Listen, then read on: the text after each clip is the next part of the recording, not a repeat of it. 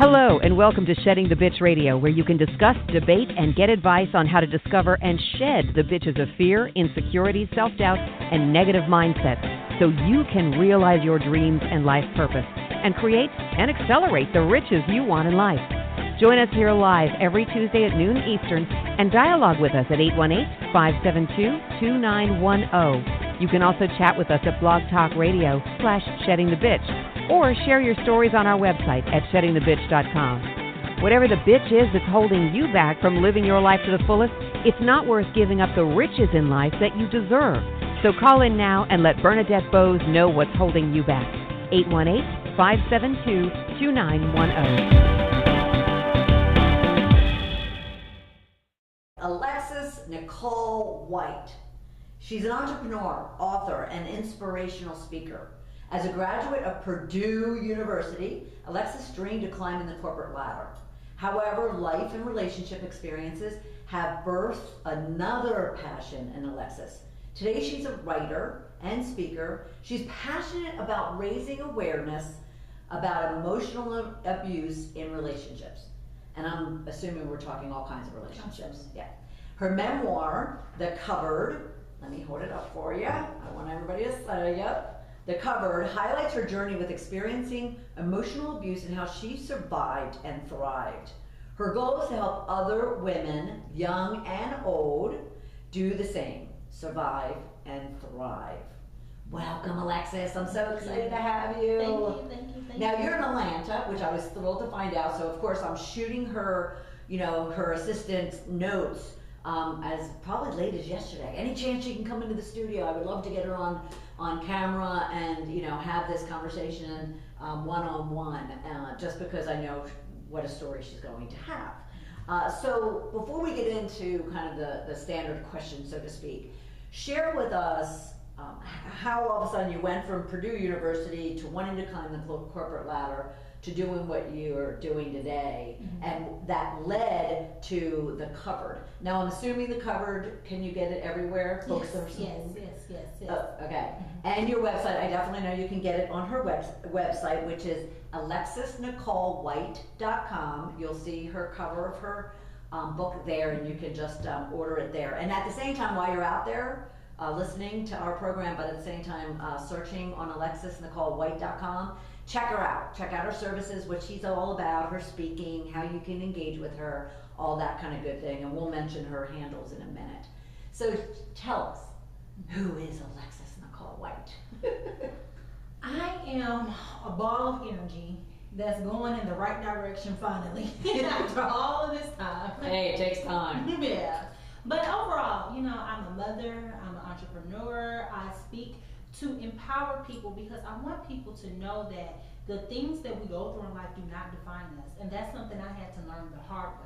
And understand not to punish myself, not to beat myself up, not to feel negative about me for the things that I did or didn't know or didn't do right, because every moment offers us a learning opportunity for us to become better. Absolutely. So what was that defining moment that even caused you to want to write The Covered and want to share your story? Well, as a young woman, a Christian at that, I was working and serving in a church in my late 20s, trying to figure out life, and I was friends with a lot of different women who I went to church with, who were married and some were single like myself, and there was always a divide, a very divisive, unintended energy that was present. So it was like the people who were married, they had their opinions of people who were single, and it just was very uncomfortable. That was the first part. The second part was that people had expectations and thoughts and notions about people without really understanding where people come from and how they get there. No one chooses to just be in a negative situation. Things just happen. I don't intend today let me get dressed and go meet a butthole. I don't plan that in my day. You know what I mean? You met a ball of fire instead. Right. And I mean, we think that way about people. We tend to think that everyone is intentionally looking for something bad, and that's not necessarily the case. So I wanted to share my story to allow people to understand I was just a young, by some definition, naive girl looking to get her dreams off the ground, looking to enjoy her life, looking to fulfill those dreams that she had as a young girl. And by whatever reason, it didn't happen that way, and I'm still trying to figure out how do I get to that end destination that I thought I was going to be. Right. Well, I think that's human, right? Mm-hmm. One, we should all hope, forgetting about all the ugliness that's been going on in the world for the past year and a half, we should all hope that we have young children as well as ourselves at any age with goals and dreams, and that we're just fighting to achieve those goals and dreams. Because I would hate to have to wake up every morning, and I did for a long time, but I would hate to wake up every morning and just not look forward to going out in the world. And some people live that life every day. Correct. And they don't say that I'm really unhappy because you're so afraid of what other people are going to say about you. Their hypocritical opinions, their, whatever it is, it's their judgment of you. Because at the end of the day, I'm 32 now, but, there's some women who are older than me who still haven't figured it out, and the light bulb just came on. So, you know what? I really don't like this job. Mm-hmm. I really don't like being a mom or being your wife or whomever you may be, and sometimes you just have that revelation that you say, okay, I'm not happy. And sometimes it takes that moment to hit you before you realize that 10 years have went by and you weren't happy ever in 10 years. How do you, for yourself, but also the people that you work with and the crowds of fans that you inspire on stage, how do you get them and help them and motivate them to want to take a hard look at themselves? Because it is painful, it is hard, it's scary. How do you help coax them into that? Because until they get there, will they ever make that shift you're talking about that you've done? Right. Well, first and foremost, I always recommend that we begin to take off the mask, period. Take the mask off. Let's understand, finally, there is no idea of perfect anything. So it's not going to be you, it's not going to be me, it's not going to be my life or whomever we may look. You can be Beyonce and have it all and still be miserable. Right. So let's just take off that whole idea, that ugly mask that we call life is perfect, or being a mother is perfect, or whatever your role is in life. Let's start there. Right. Because only we can identify what perfection is for us. So you need to be honest with yourself. And as you mentioned, it's not going to be pretty. It's not going to be an overnight thing. It's not a concept that you can just journal out and create a plan of action. Because every time you do that, you're still planning to find ways to get around being who you really are. Right. So we need to first learn who we are and be genuinely authentic to that person. Yeah. But would you agree, though, because I do talk to my community a lot about journaling, but do you agree, though, that they have to start purging that and really discovering, as we call it here, discovering that, and if journaling is the way to do it, that's great. Sitting on a couch talking to a therapist, that's great. Getting a life coach or a personal business coach is a good way. Those are all tools. Correct. But I definitely recommend that we use the journal, because then that way, even if you're talking to a counselor or therapist, which I also recommend, sometimes you still feel uncomfortable with doing that because you're like, I'm really saying this out loud. Yes, you really are. And someone is listening. So if you feel more comfortable with writing in your journal, I actually went back to my journal. I have a list of journals from 2008 on my computer. I have a journal that I'm physically writing in every day that goes back to 2012 because I threw away all of 2011. but I have it. And the whole purpose of saying that is that we need to start having that conversation with ourselves and not being afraid to highlight those moments that make us feel the way that we do. Because once you start going back and looking through those journals and you start looking at who you've been, you see the signs, you see the symptoms, you see the issues, you see your behaviors. And now maybe if you go back, you can actually see what the problem is because you're talking about it. Yes. But now you're educating yourself. Okay, well, this is not an overnight issue that just started yesterday. Right. This is who I've been for quite some time. So what can I do to shift that thinking? Yeah. So break the pattern. Break the pattern. Right. But you first have to acknowledge it. Yeah. Because see, for me, my opinion is it's kind of hard to go to a therapist or a counselor or anyone if you don't know what issues you're even talking about. I mean, we're all perfect in our own eyes. You know what I mean? I think I'm great. You think you're now, whether or not we really are great is a different story. Right. But we need to understand what the issues are, and we can only do that if we're being honest with ourselves. Yes. Right. And if and again, everybody, if you need help to do that, that's where Alexis comes in, and where other people come in and other resources come in, to help you kind of peel back the onion, as you could say, and because you're not going to rip off a Band-Aid, like you said. It's not going to happen overnight. And therefore, you know, just peeling back the layers and having someone there to do that for you is a beautiful, beautiful thing. And until you have experienced it, you won't be able to relate to that. But even if you were to go and try it one time, if they're a, you know, good coach or whatever the case might be, they're going to hit a spot that's going to cause you to even maybe, you know, be pained or scared or whatnot, but that's going to be a beautiful thing, because that means you're just learning more and more. I want everybody to go to alexisnicolewhite.com and check her out and look over her book, but don't only look over it, just buy it. Just hit that button and buy it. I'm telling you, you won't be disappointed. I want you to also, I can't talk today.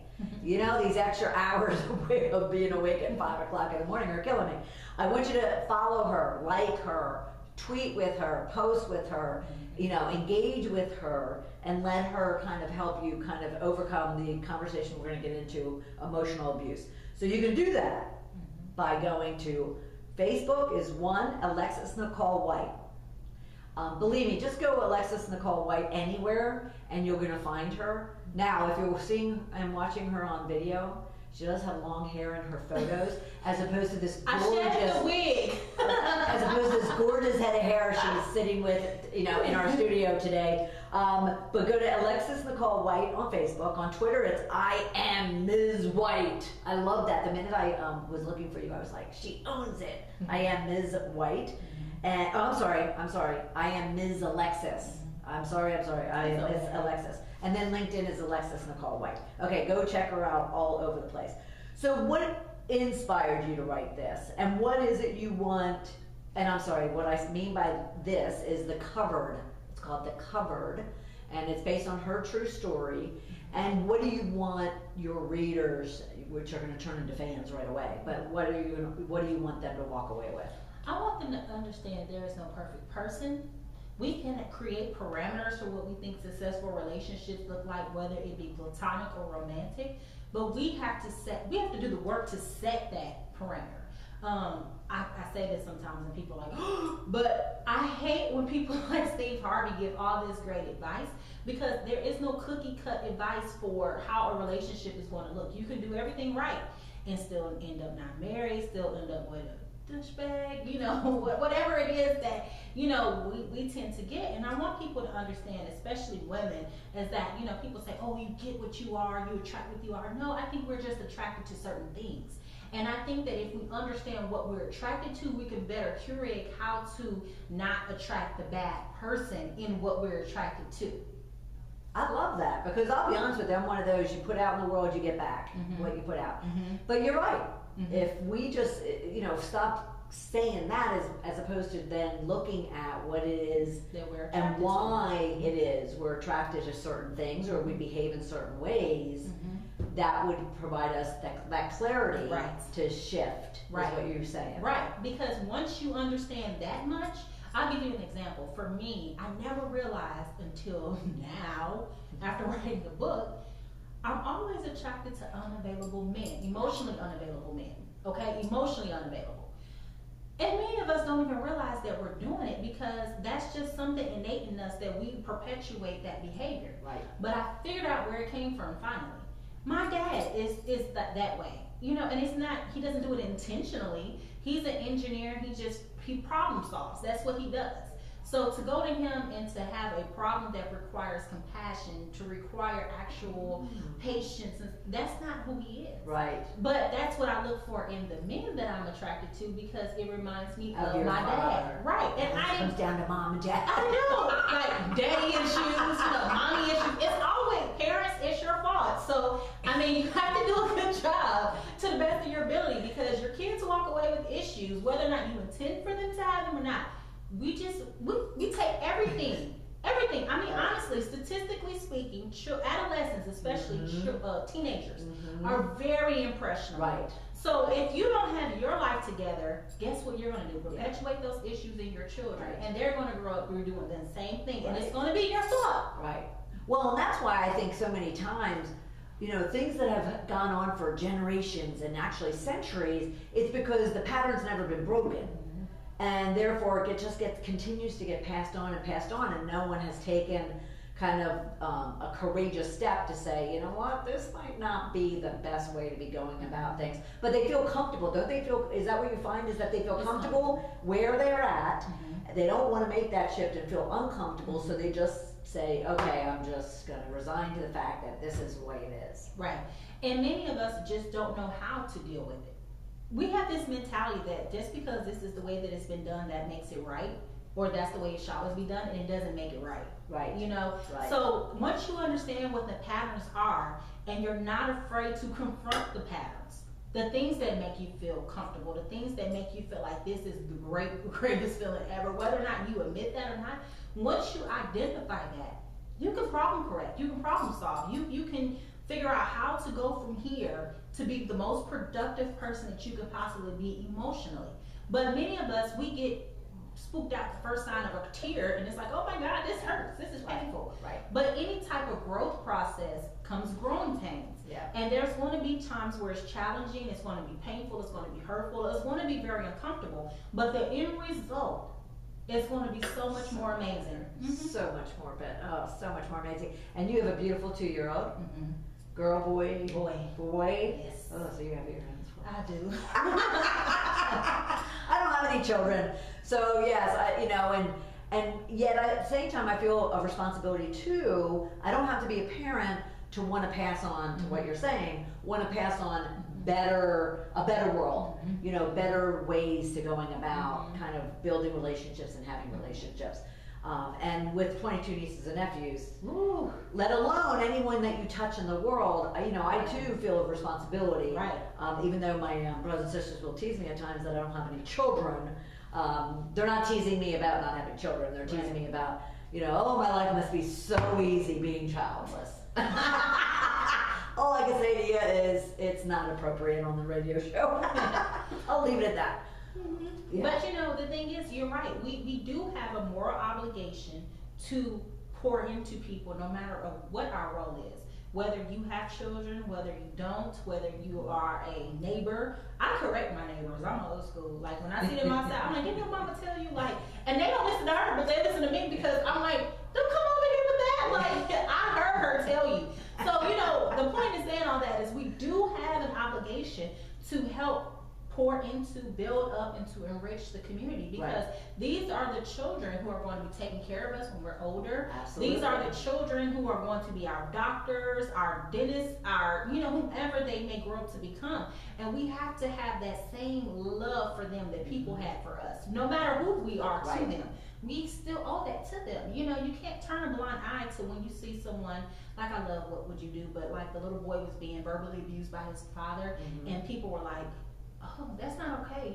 It's okay to lose a baseball game, and they bought him ice cream. And so the guy was like, that's not okay. But the point is that we see that your parent is failing you in one way or the other. Yeah. And we have a moral obligation. I'm not saying undermine the parent because they still are their parent, but we still have a moral obligation to love people for who they are, no matter where they come from. And if you're not comfortable, with a culture or a race or a gender, or an age, younger to the olders and vice versa, then just, again, get out of your comfort zone and be willing to push and get to know it before you shut them out completely. My dad used to say, again, I'm 1 of 12, and the two of them, my mother and father, were just amazing parents, and he always used to say, leave the people and the place better than you found it, which will leave the world a better place. And so I always kind of hung on to that. All right, so now we are going to change the subject after we get back from a break, and we're going to define for you, she's going to define for you, emotional abuse, and let's dig deep. But be prepared. It may make you uncomfortable, but be okay with that, because we're here to kind of, ease the pain, the fall, whatever the case might be. But remember, peel back the onion. You're going to find a beautiful, beautiful, what do you find inside of an onion? I don't either. But you'll be a better person as a result. We'll be right back. Welcome back, everyone. We are talking to Alexis Nicole White. She's the author of a fabulous book based on her true story, and it's called The Cupboard.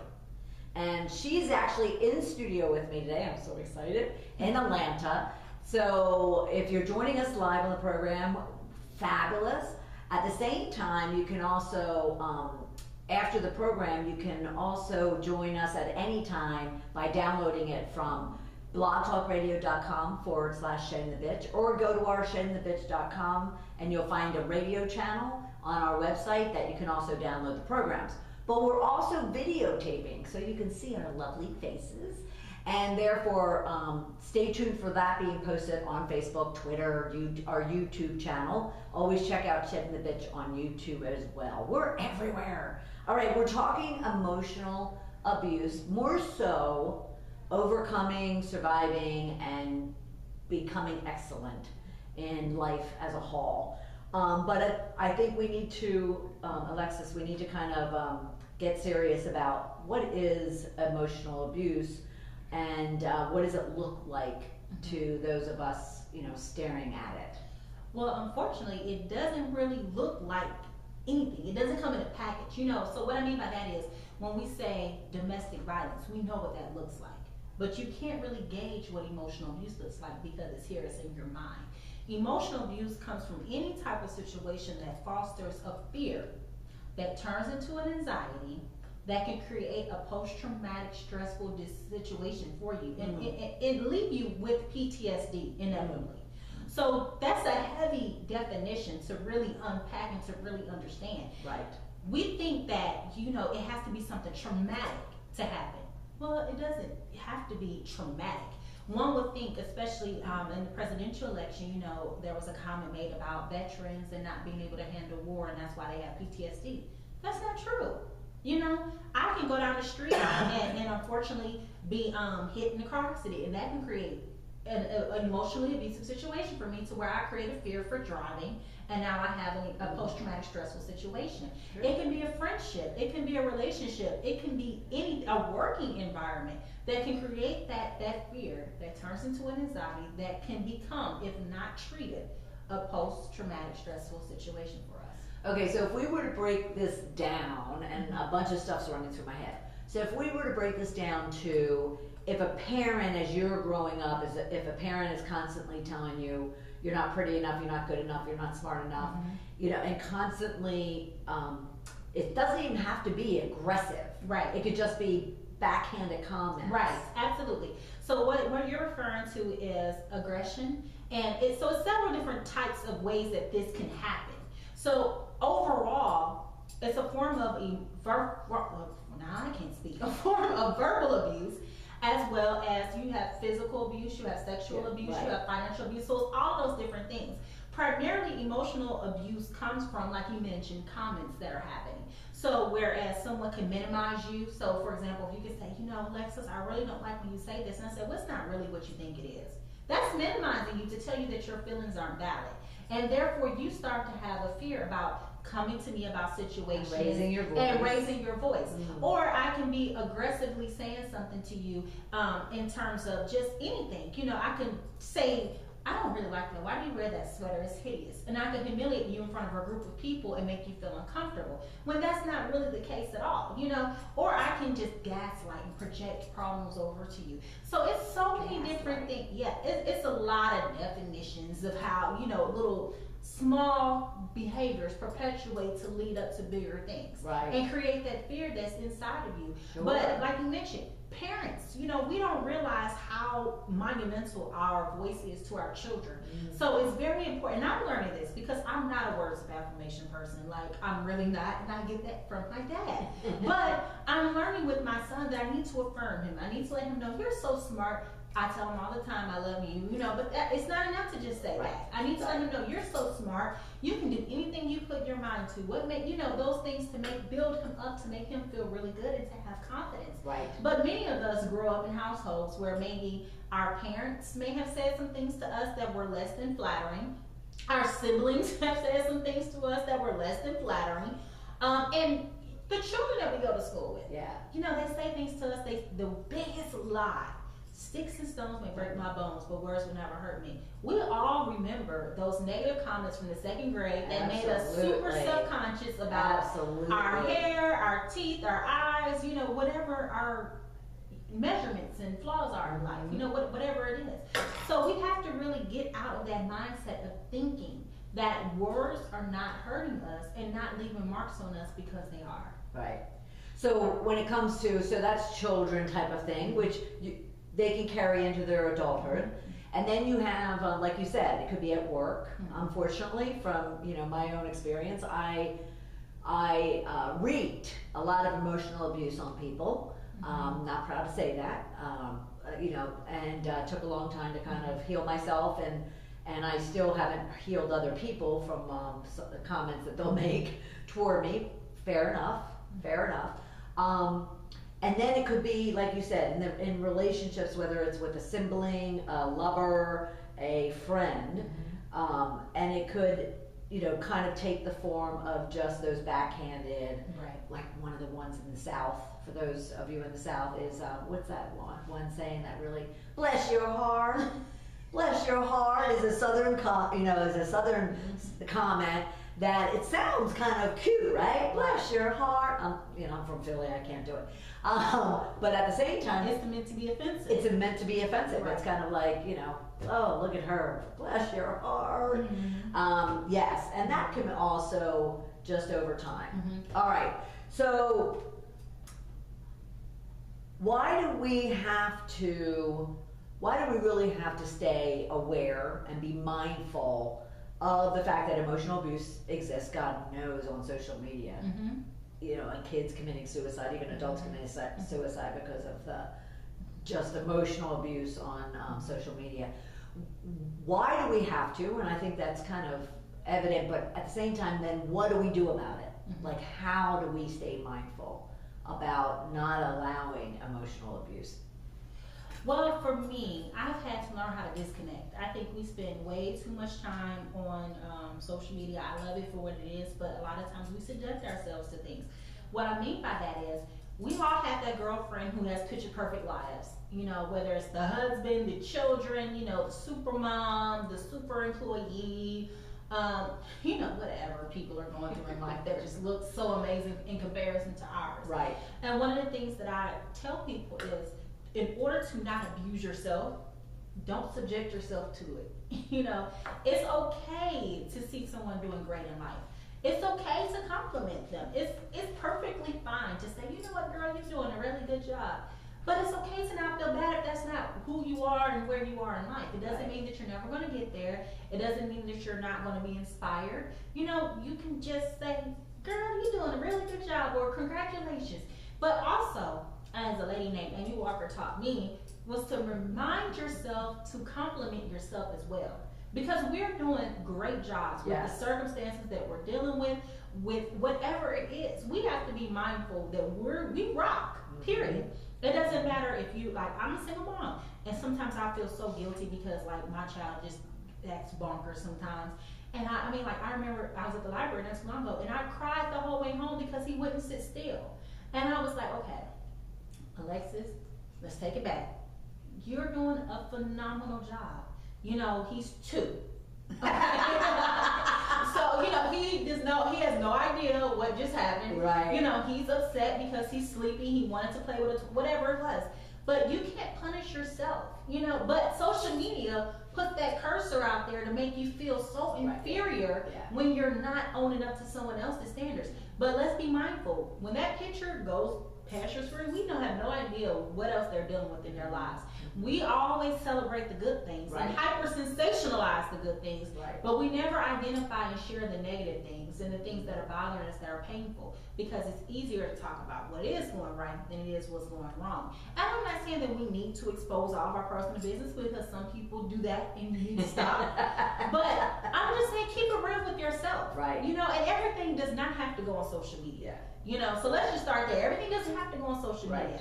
I'm sure your family members would appreciate if you did not have to share every time you ate and went to the bathroom on social media. You don't have to share that. You know, if you just want to just say, you know, I'm really excited about this great job opportunity, good. But what do you really need from that? You know, so some people are just so self-soothing and need that affirmation from others because they have some other issues going on in their life that they need the internet to support them. And it's really not about that. It shouldn't be about that. And unfortunately, that's what we really have grown to become. We have. And one thing I was thinking of when you were just saying that is it's really stunning.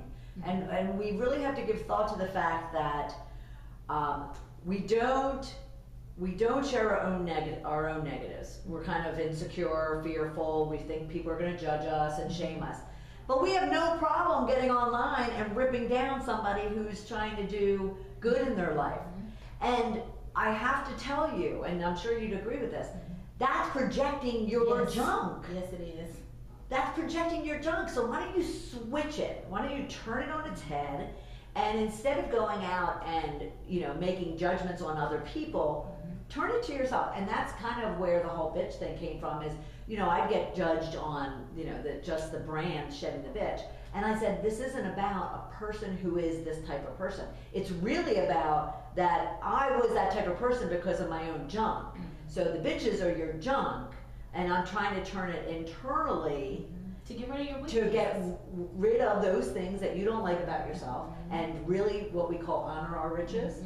Honor your riches, so then you're projecting onto the world who you truly are, and that's a good person. But trust me, you get on there and start judging people and criticizing people, and it's only screaming how insecure of a person you are, right? Would you agree? Or how insecure you are to show that you're not perfect. Because I really don't know where we get this from. Like, I was part of that first wave of people that's been on Facebook. So I've seen the evolution of Facebook.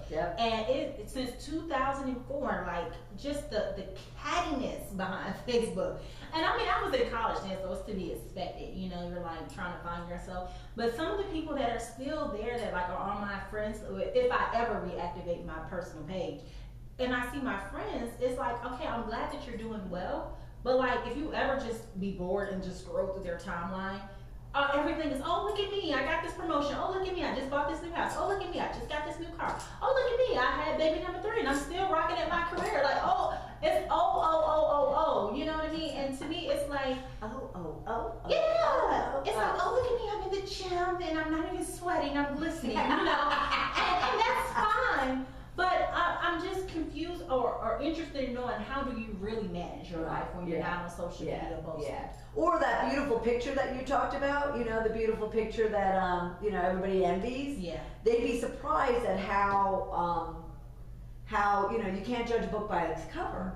Peel back that onion. I gotta come up with a different thing. Someone come up with a different thing for me. Peel back that sheet, that, I don't know. Unpack your box. Unpack your box and find all the ugly skeletons that are in that box. Ooh, that's a good one. I like that. All right, we're going to take another quick break, and when we come back, I really want to kind of understand and help have Alexis help us understand the various forms that this takes, that emotional abuse takes in our relationships, and especially for women. And what is it that you could be doing as of right this moment of listening or watching this, that you could do to kind of, you know, change your life and shift to riches, as we say. We are going to be right back. Welcome back, everyone. I am talking with Alexis Nicole White. She is an entrepreneur. Oh, I need sleep. She's an entrepreneur. She's an author. She's a speaker.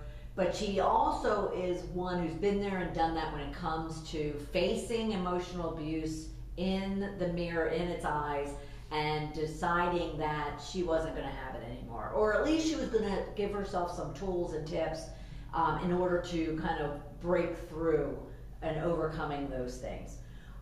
So two things. One, I want everybody to go to alexisnicolewhite.com. You can learn more about her there. She also will have her book, The Covered, inspired by her own true story. It'll be right there on her webpage, and you can buy it there. You can go to Amazon and Barnes & Noble and other places as well, all right? It's a great story. You're going to want to be inspired by it.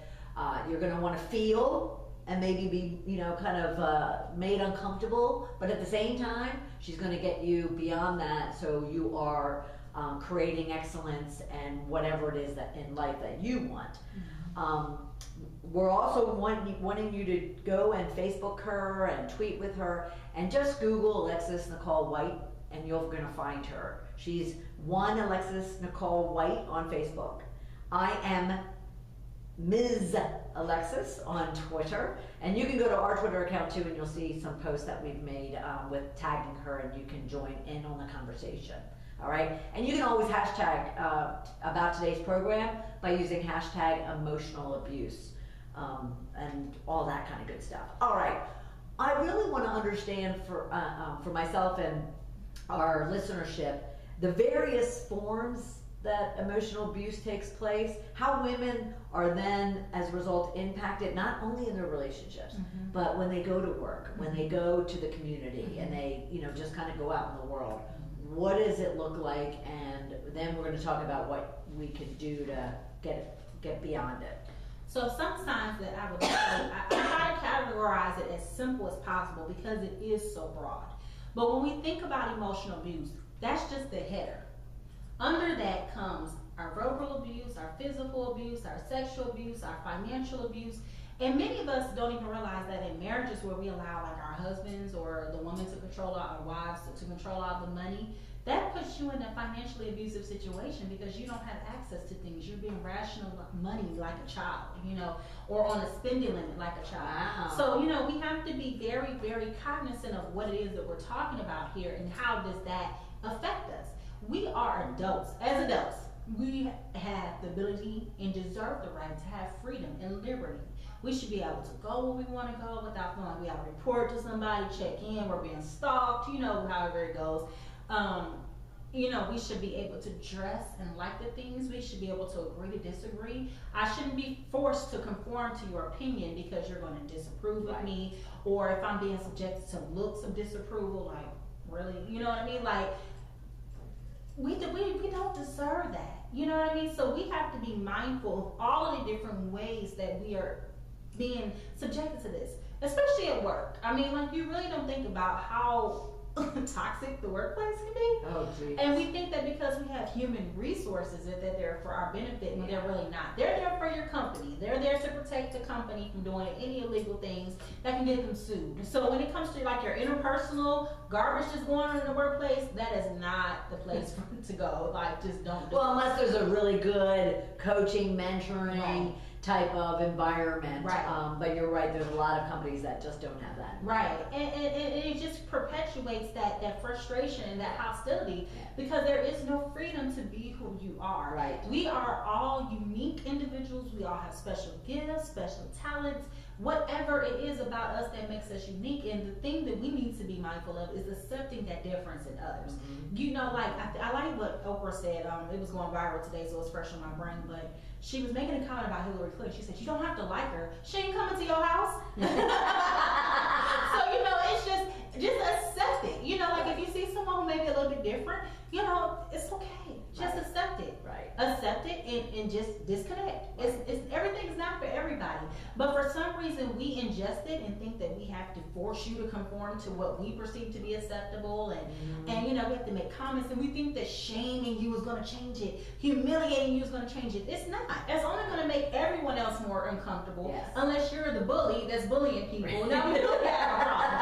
So it's really, really one of those things where it's kind of mind-boggling if you will, how do we stop it from happening? And we can't. The only way we can stop it from happening is to adjust and identify how we are subjecting ourselves to it, Right. and make those those changes for us based on our choices. So what I mean by that is, like, for example, I've realized that I've been having a lot of negative relationships. I talk about it openly in my book, and those people, when they call, like, I've had to unpack the box, identify the issues, and then I say, okay, I accept you as being who you are. You have a tendency and a habit of disappointing me. I don't say this to them, Right. but then I know not to expect nothing of them. Yes. You see what I'm saying? Yes. So if you want to call and have a conversation, we can talk. But once I hang up that phone, that's the end of that. I'm not fantasizing, like, you know, creating a new person in my mind, because you are who you are. Right. And that's Right. not changing unless you decide that you want to change. And most times the issues that I'm complaining about is not an issue to you. So it's like, whatever. Well, I think what your bottom line, what you're saying is, you can't change someone else. You can only change how you approach that person, how you interact with that person, Right. how you engage, and how you, like you said, I love that, how you envision them. Right.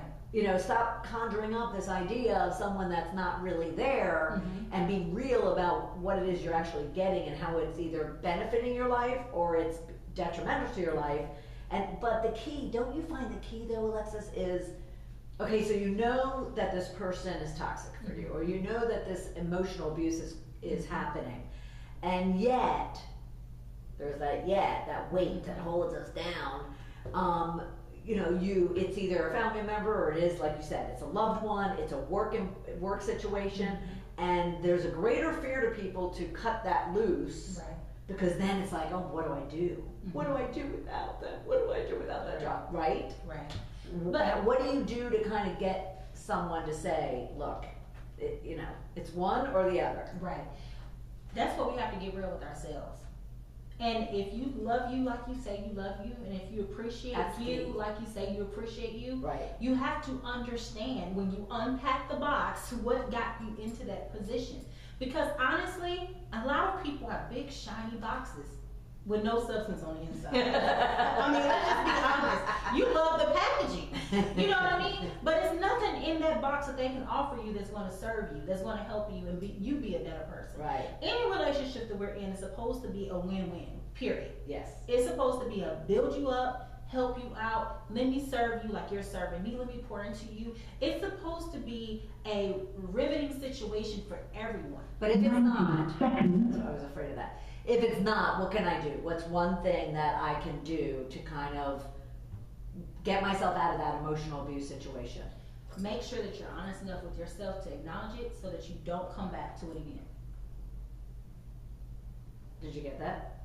Did you get that, everybody? Can you repeat that? Make sure that you're acknowledging the problems, the situation, the issues, so that you can get out of it and never come back.